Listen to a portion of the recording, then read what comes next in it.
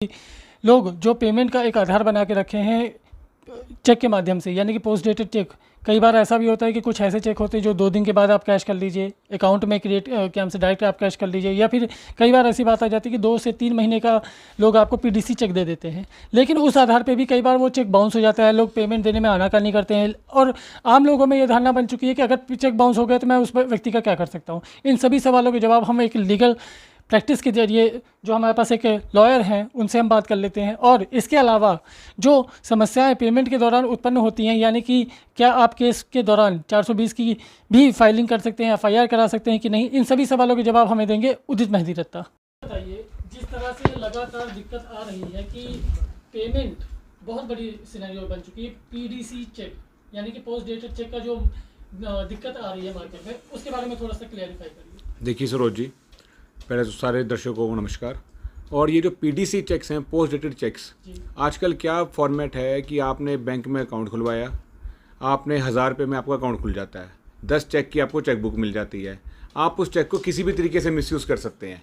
जिसकी पेमेंट देने की नीयत नहीं है वो 1 मिनट लगाता है आपका चेक इशू करने के लिए, उसके बाद वो चेक बाउंस हो जाता है। अब फिर जब बाउंस होने के बाद हम कोर्ट में इसके लिए एक कंप्लेंट केस फाइल करते हैं।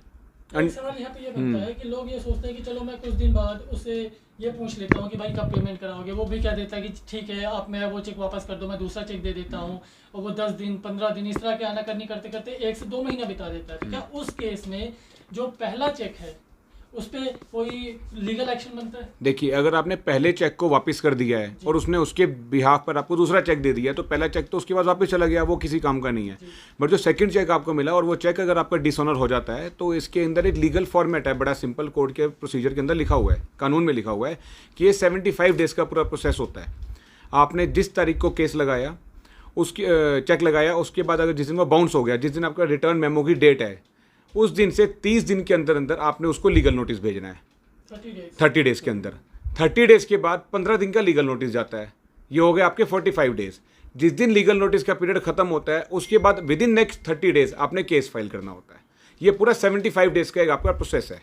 यानी कि आम व्यक्ति के पास 75 दिन का समय है उस चेक को लेकर, फर्स्ट डेट से लेकर और एंड डेट तक ये पूरा एक प्रोसेस बना हुआ है। 30 डेज़, 15 डेज़, 30 डेज़, ये बाइफर्केशन है 3 प्लेटफॉर्म्स के अंदर। तो इसके खिलाफ अगर पुलिस की बात की जाए, अगर लीगल एक्शन की एफआईआर की बात की जाए, तो वो क्या है? देखिए, चेक बाउंस का केस फाइल हो जाता है, उसके अंदर अगर आपके समन सर्विस हो जाते हैं और अगर फिर भी वहाँ पर कोर्ट में जो मुलजिम है पेश नहीं होता, तो उसके खिलाफ bailable warrants, non bailable warrants. Summon की बात की है, वो पुलिस के माध्यम से एफआईआर कराने के बाद करानी चाहिए या फिर नहीं? देखिए, जब आपने 138 का चेक बाउंस का केस फाइल करते हैं आप चेक डिसऑनर का कोर्ट में, तो कोर्ट ऑटोमेटिकली आपका केस, अगर कोर्ट को पहली डेट पे लगता है कि केस आपका सही है और ये टेकन अप होना चाहिए, उसके बाद कोर्ट इमीडिएटली उसको समन इशू कर देती है अपोजिट पार्टी को, एक्यूज पार्टी को, जो मुलजिम पार्टी होती है।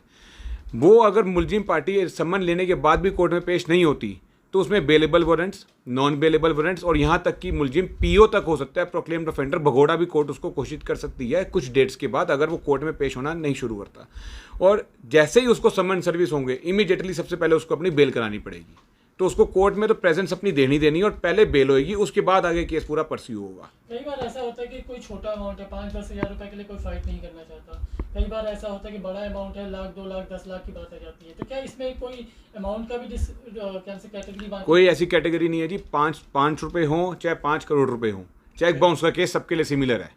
वही प्रोसेस चलेगा, वही बेलेबल वारंट्स होंगे, फिर नॉन बेलेबल होंगे, फिर पीओ तक बंदा हो जाएगा, एक्यूज हो जाएगा, वैसे ही उसको अपनी बेल भी करानी पड़ेगी, वही पूरा प्रोसेस है। अगर इन केस 75 दिन के आसपास या फिर लीगल एक्शन होने के बाद अगर व्यक्ति चाहता है कि मैं आपको कैश पेमेंट कर दूं, जो सामने वाली पार्टी है, तो क्या उस केस में हम उस केस को वापस ले लें? बिल्कुल। जिस दिन अगर आपका उसके साथ कॉम्प्रोमाइज कोर्ट में किसी भी डेट पर फाइनल जजमेंट से पहले कभी भी हो जाए, आप सेम डे अपना केस विड्रॉ कर सकते हैं। पहले कभी भी आप उस केस को विड्रॉ कर सकते हैं।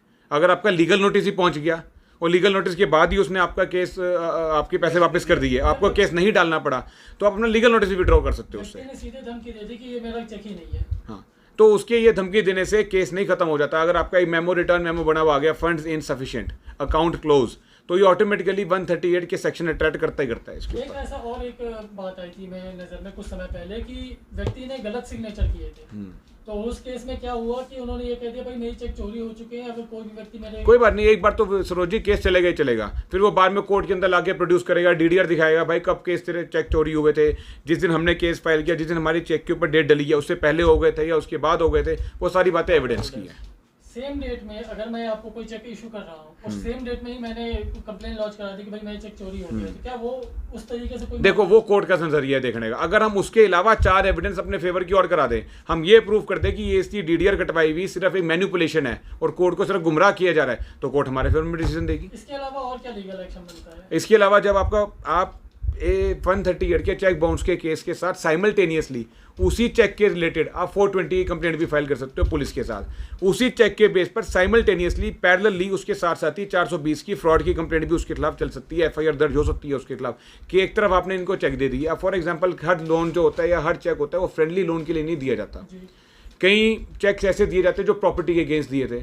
अब मैंने आपको कोई चेक दिया 10 लाख रुपए का, आपने मुझे प्रॉपर्टी बेची, आपने मुझे प्रॉपर्टी ट्रांसफर भी नहीं करी और ना मेरे 10 लाख वापस करे, तो 10 लाख का जो आपने मुझे रिटर्न चेक दिया वो तो बाउंस हो गया, वो मैंने कोर्ट में केस फाइल कर दिया। पर जो आपने मुझे प्रॉपर्टी कमिटमेंट करी थी वो मेरे साथ फ्रॉड किया आपने, क्योंकि आपका चेक भी बाउंस हो गया बाद में, तो उससे रिलेटेड मैं आपकी 420 की कंप्लेंट भी खुद थाने में रजिस्टर करा सकता हूँ, उसके ऊपर एफआईआर रजिस्टर होगी। तो ये क्या consumer forum type of case बनता है या फिर this is semi criminal case, जब जहां पर बेल का प्रोविजन आ गया, जहां पर केस फाइल होते ही एक्यूज को अपनी बेल करानी पड़ेगी, वो सेमी क्रिमिनल केसेस हो गए ऑटोमेटिकली। इसके अलावा और क्या बताना चाहेंगे कि आम व्यक्ति को कि क्या सावधानी इसके साथ साथ आप एक तो आप 138 में चेक बाउंस का केस फाइल कर सकते हैं, चेक डिसऑनर होने के बाद आप उसी के साथ 420 की कंप्लेंट भी दर्ज कर सकते हैं।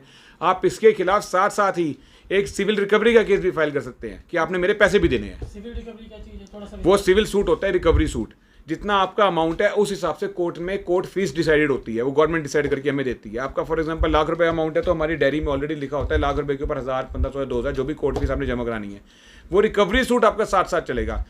138 में तो आपको सजा हो सकती है, सिविल रिकवरी के अंदर आपको सजा भी हो सकती है और आपको पैसे भी देने पड़ेंगे, नहीं तो कल को आपकी प्रॉपर्टी भी अटैच हो जाएगी। कई बार लोग ये सोचते हैं कि कौन पड़ेगी इस कचड़े में, तो इस तरीके की झंझट की हमारे पैसे और ज़्यादा खर्च हो जाएंगे या सामने वाली पार्टी हमसे मतलब ज़्यादा दबदबे में है तो वो हमें पैसे वापस नहीं, देखिए जी 138 का case is a very strong case, और अगर आपके पास चेक पड़ा है और आपकी लेनदारी जायज़ बनती है और उसकी देनदारी जायज़ बनती है तो आप 138 चेक बाउंस का केस जरूर करें। और अगर कोई प्रॉपर्टी से रिलेटेड मैटर है उसमें उसने आपको चेक वापस किया, वो बाउंस हो गया, तो 420 की कंप्लेंट भी करें और साथ साथ सिविल सूट की रिकवरी सूट भी फाइल करें।